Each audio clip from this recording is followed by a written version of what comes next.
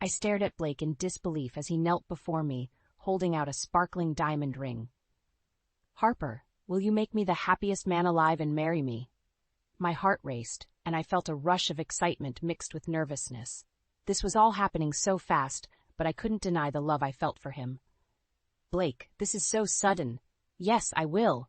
He slipped the ring onto my finger and we embraced, garnering applause from the other patrons of the high-end restaurant. In that moment, everything seemed perfect, like a fairy tale come true. Little did I know, the fairy tale was about to take a dark turn. A few days later, Blake and I were having dinner at his parents' lavish estate, where I would officially meet his family. I had heard stories about their wealth and influence, and I couldn't help but feel a twinge of anxiety. As we sat down at the table, Blake's mother, Carolyn, fixed me with a scrutinizing gaze. "Harper, what's your highest level of education?" I shifted uncomfortably in my seat. I graduated from a community college while my mom raised me alone." Carolyn's eyes narrowed, and she turned to my mother, Jennifer, who had accompanied me. "You raised her alone?" Jennifer nodded, her posture rigid. "Yes, I'm a single mother. I've worked hard to provide for Harper." Carolyn scoffed, and before I could react, she picked up her glass of wine and flung it at Jennifer, drenching her in the deep red liquid. "Mother, what are you doing?" Blake exclaimed, but Carolyn silenced him with a wave of her hand. "This engagement is over," she declared, her voice dripping with contempt. "Harper is not a suitable match for our family." I sat there, frozen in shock, as Carolyn and Blake's father, David, berated us, their words cutting deeper than any knife ever could. As Jennifer and I made our way out, I overheard Blake's voice from another room. "Compared to Harper, Melanie is perfect. Educated, well-connected, it's a no-brainer." My heart shattered into a million pieces, and a burning rage ignited within me. Without thinking, Jennifer and I burst back into the room, startling Blake and his family. "You'll regret this, Blake," I spat, my voice trembling with fury. "I'll make sure of it." Jennifer's eyes burned with determination as she added, "We'll ruin your precious family's company if it's the last thing we do." With those words, we stormed out, leaving behind a stunned silence. The fairy tale had ended, and a new chapter of revenge was about to begin. The next few days were a blur of anger and humiliation. I tried my best to maintain a professional demeanor at work, but every time I saw Blake, a wave of resentment washed over me. "Harper, can we just act professional?" he had the audacity to ask one day as we passed each other in the hallway. I fixed him with a withering glare. "Don't talk to me. Ever." His face fell, but I couldn't bring myself to care. He had shattered my heart, and his family had treated my mother and me like garbage. Meanwhile, Jennifer was on a warpath, determined to bring down the Turners at any cost. "We need everything on them," she told me one evening over the phone. "Financial records, emails, anything that could be used as leverage." I nodded, though she couldn't see me. They'll never see it coming. With a newfound sense of purpose, I started paying closer attention to Blake's behavior at work. I noticed him taking frequent calls in hushed tones, disappearing for hours at a time without explanation. And then there was Melanie, the woman he had chosen over me. She would strut around the office like she owned the place, always throwing me condescending looks whenever our paths crossed. One day, as I was working late, I overheard Melanie on the phone in the break room. "Don't worry, baby. I'll take care of everything. Harper is no threat to us." My blood boiled at the smug tone in her voice. She had no idea what was coming. Over the next few weeks, Jennifer and I meticulously gathered evidence of Blake's misdeeds. Financial statements that didn't add up, emails discussing shady business deals, even recordings of him bad-mouthing his own family. "They're going to pay for what they did to us," Jennifer said, her voice laced with determination. I nodded, my jaw clenched. The Turners had made a grave mistake in underestimating us. Their perfect little world was about to come crashing down around them. With our plan set in motion, Jennifer and I decided to pay one final visit to the Turners' estate under the guise of returning Blake's engagement ring. As we pulled up to the imposing gates, my heart was pounding with a mixture of anticipation and dread. "Are you ready for this?" Jennifer asked, her expression steely. I took a deep breath and nodded. More than ready. We rang the bell, and a few moments later, the gates swung open, allowing us to proceed up the winding driveway. As we approached the front door, it opened to reveal none other than Melanie, her perfectly coiffed hair and designer outfit a stark contrast to our more modest attire. "Well, well, if it isn't the scorned ex-fiancée and her mom," she sneered, looking us up and down with disdain. Before I could respond, Carolyn's shrill voice echoed from inside. "Who is it, Melanie?" "Just some unwanted guests," Melanie called back, her lips curling into a smug smile. Carolyn appeared in the doorway, her nose turned up in distaste. "What are you doing here?" I held up the ring box, my hand trembling slightly. "I'm here to return the ring," Carolyn scoffed. "Get out of my house." But I stood my ground, feeling a surge of confidence coursing through me. "Not until you hear what I have to say." Melanie rolled her eyes. This should be good. Ignoring her jab, I pulled out my phone and hit play on the damning recordings we had gathered. Blake's voice filled the air, discussing shady business deals and misappropriation of company funds. Carolyn's face drained of color as she listened, her eyes widening in horror. "Blake, what have you done?"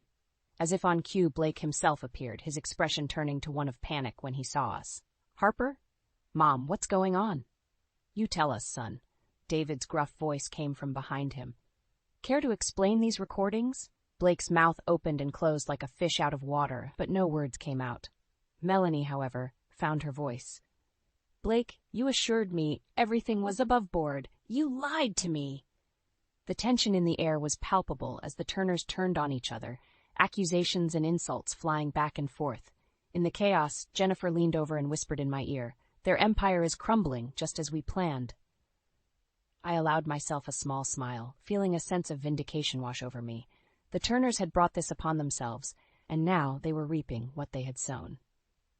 "Good riddance," I muttered, watching as Melanie stormed off, her perfect facade finally shattered. After the explosive confrontation at the Turners' estate, I expected Blake to slink away in shame, tail between his legs. Instead, he had the audacity to show up at the office the next day, acting as if nothing had happened. As I sat at my desk, trying to focus on work, I could feel his eyes boring into the back of my head. Finally, I couldn't take it anymore. "What do you want, Blake?" I hissed, whirling around to face him. He held up his hands in a placating gesture. "Harper, I know things got heated the other night, but can't we just move past it, for the sake of professionalism?" I let out a humorless laugh. "Professionalism? After everything you and your family put me through?" Blake's expression hardened. "That's ancient history. Melanie and I have moved on, and you should too." My blood boiled at the mention of his new fiancée, the woman he had chosen over me, only for her to turn on him when the truth came out. "Don't you dare say her name in front of me," I spat. "And don't think for a second that this is over. Your family's downfall is just beginning." Blake's eyes flashed with something akin to fear, but he quickly masked it with a smirk. "Whatever helps you sleep at night, Harper." With that, he turned and sauntered away, leaving me seething. The nerve of that man, acting like he was untouchable. Over the next few weeks, Blake continued to pester me, sending me emails and leaving voicemails, all in the name of professionalism. Each time I deleted or ignored them, my hatred for him growing stronger by the day. Meanwhile, Jennifer and I were hard at work, gathering even more evidence of the Turners' misdeeds. Financial records, incriminating emails, you name it.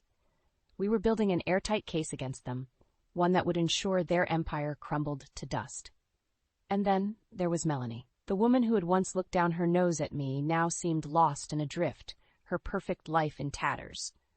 Part of me felt a twinge of satisfaction at seeing her brought low, but mostly I just pitied her. She had been just as much a pawn in Blake's games as I had. As the weeks turned to months, the walls continued to close in on the Turners. Their once mighty company was hemorrhaging money and clients, and rumors of their shady dealings were beginning to circulate in the media. Through it all, I remained focused and professional, letting my work speak for itself. And whenever Blake tried to engage me, I shut him down with a withering glare or a curt "leave me alone." The time for words was over. Now, it was time for action. And Jennifer and I were ready to deliver the final blow that would bring the Turners to their knees. As the weeks passed, my determination to bring down the Turners only grew stronger. Jennifer and I spent countless hours poring over the evidence we'd gathered, looking for any weak spots in their armor. We need to hit them where it hurts the most, Jennifer said one evening, her brow furrowed in concentration. Their reputation, their finances, everything. I nodded in agreement. They'll regret the day they ever crossed us. Meanwhile, at the office, I couldn't help but notice Blake's behavior becoming increasingly erratic. He would disappear for hours at a time, only to return looking disheveled and stressed. I couldn't help but wonder what shady dealings he was up to now. One day, as I was leaving for the evening, I caught sight of Blake in a heated conversation with a man I didn't recognize. Their voices were hushed, but the tension was palpable. "You have to take care of this, Blake," the man hissed. "Your family's reputation is on the line." Blake ran a hand through his hair, his expression one of pure desperation. I know. Just give me a little more time." As they parted ways, Blake caught sight of me and froze, his eyes wide like a deer in headlights. Before he could say anything, I turned on my heel and walked away, my mind whirling with questions. What kind of trouble was Blake in now? And more importantly, how could I use it to my advantage? Over the next few days, I made it a point to keep a closer eye on Blake's comings and goings. I noticed him taking more and more clandestine meetings, always with different, shady-looking characters. It was clear that whatever he was involved in, it was deep and far-reaching, and if my hunch was correct, it could be the key to finally bringing down the entire Turner empire. As I shared my observations with Jennifer, her eyes lit up with a fierce determination. "We need to get to the bottom of this," she said, her voice steely, "no matter what it takes." And so we hatched a plan.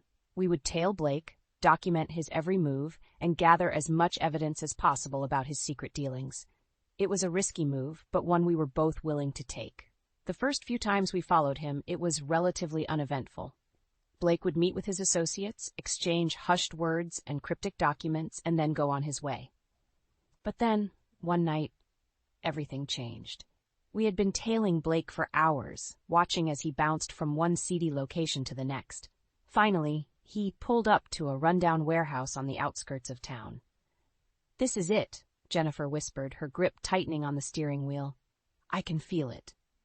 We watched with bated breath as Blake slipped inside, disappearing into the shadows. After a few tense minutes, we decided to follow, our hearts pounding in our chests. What we saw inside that warehouse would change everything. After months of meticulous planning and gathering evidence, the time had finally come to confront Blake and his family head-on. With a deep breath, I steeled my nerves and rang the doorbell of the Turner estate, Jennifer by my side. The door swung open, and there stood Melanie, perfectly coiffed as always. Her eyes widened in surprise when she saw us. Well, if it isn't the scorned ex and her mother," she sneered. "Come to beg for scraps." Before I could respond, Carolyn's shrill voice echoed from inside. "Who is it, Melanie?" "Just some unwanted guests," Melanie called back, her lips curling into a smug smile.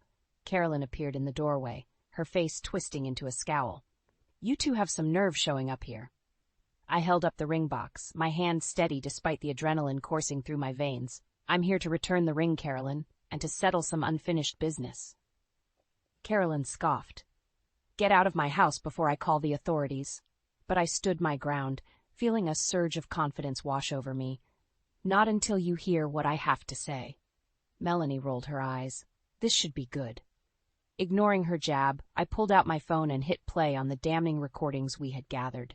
Blake's voice filled the air, discussing shady business deals and misappropriation of company funds. Carolyn's face drained of color as she listened, her eyes widening in horror. "Blake, what have you done?"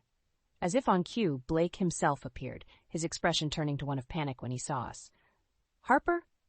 Mom, what's going on?" "You tell us, son," David's gruff voice came from behind him. "Care to explain these recordings?" Blake opened and closed his mouth like a fish out of water, but no words came out. Melanie, however, found her voice. "Blake, you assured me everything was above board. You lied to me." The tension in the air was palpable as the Turners turned on each other, accusations and insults flying back and forth. In the chaos, Jennifer leaned over and whispered in my ear, "Their empire is crumbling, just as we planned." I allowed myself a small, satisfied smile. The Turners had brought this upon themselves, and now they were reaping what they had sown. As Melanie stormed off in a huff, her perfect facade finally shattered, Blake rounded on me, his eyes blazing with fury. "You did this," he spat. "You and your mother have gone too far." I met his gaze unflinchingly. "No, Blake. You brought this on yourself with your lies and deceit. It's time to face the consequences." With those words, I turned and walked away, leaving the Turners to their imploding empire. The battle had been won, but the war was far from over. The fallout from our explosive confrontation at the Turner estate was swift and severe. Blake's family was in complete disarray, their carefully constructed facade crumbling around them.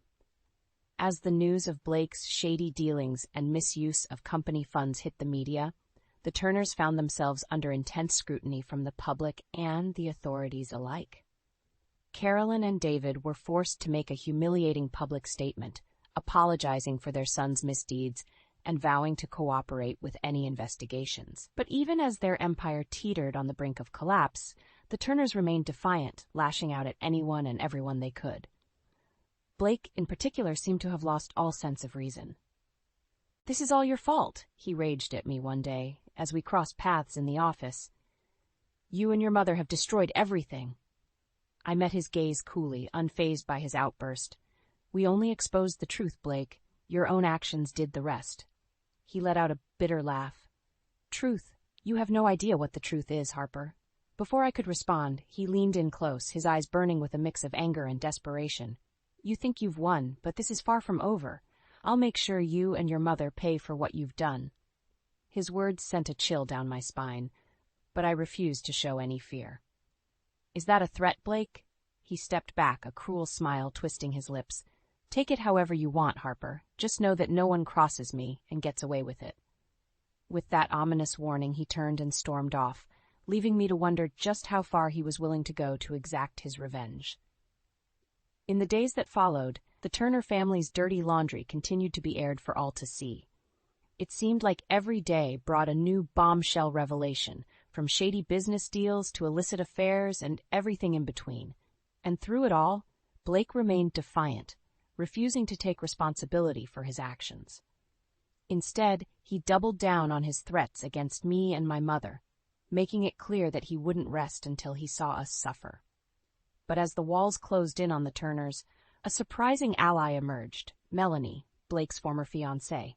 Scorned and betrayed by the man she thought she knew, she had no qualms about spilling every sordid detail of their relationship and Blake's misdeeds. "He lied to me from the start," she revealed in a tell-all interview. "I was just another pawn in his game, a means to an end." As Melanie's revelations hit the airwaves, the public's outrage towards Blake and his family reached a fever pitch. Protests erupted outside the Turner estate, with people demanding justice and accountability. And through it all, I remained steadfast, my resolve only strengthened by the knowledge that we were on the right side of this battle. Blake and his family had brought this reckoning upon themselves, and now they were facing the consequences of their actions. As the dust settled and the Turners' once mighty empire lay in ruins, I couldn't help but feel a sense of vindication. We had fought for what was right, and in the end, the truth had prevailed. In the aftermath of the Turner family scandal, the fallout was swift and severe.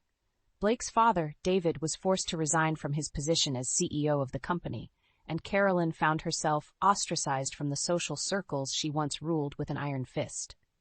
As for Blake himself, he faced a slew of legal troubles, with investigations into his shady business dealings and misuse of company funds. It was a humiliating downfall for someone who had once seemed so untouchable. Through it all, I couldn't help but feel a sense of vindication. After months of meticulous planning and execution, our revenge had been achieved. The Turners' once mighty empire was in shambles, their reputation in tatters. "They got what they deserved," Jennifer said to me one evening, a satisfied smile on her face. "Their empire is crumbling, and it's all thanks to us." I nodded, feeling a weight lift off my shoulders. We had fought for justice, and in the end, the truth had prevailed. In the weeks that followed, I found myself adjusting to a new normal. The company I worked for had undergone a major restructuring in the wake of the Turner scandal, and I was transferred to a different department, far away from the toxic environment that had once surrounded Blake and his family. It was a fresh start, and one that I embraced wholeheartedly. Gone were the days of walking on eggshells and dealing with Blake's constant harassment. Instead, I was able to focus on my work and thrive in a supportive, positive environment. As for my personal life, I found myself taking a step back from the dating scene. After the betrayal I had experienced with Blake, I was wary of opening my heart too quickly. But deep down, I knew that one day, when the time was right, I would find someone who truly deserved my love and trust. In the meantime, I poured my energy into my career and my relationship with my mother. Jennifer and I had grown even closer through our shared ordeal, and we found strength in each other's support. "You're an inspiration, Harper," she told me one day, her eyes shining with pride. "You never gave up, even when the odds were stacked against us." I smiled, feeling a warmth bloom in my chest. "I couldn't have done it without you, Mom. We're a team, always." As the months passed, the Turner family scandal faded from the headlines, but the lessons I had learned would stay with me forever. I had seen firsthand the consequences of greed, deceit, and entitlement, and I vowed never to let those toxic traits take root in my own life.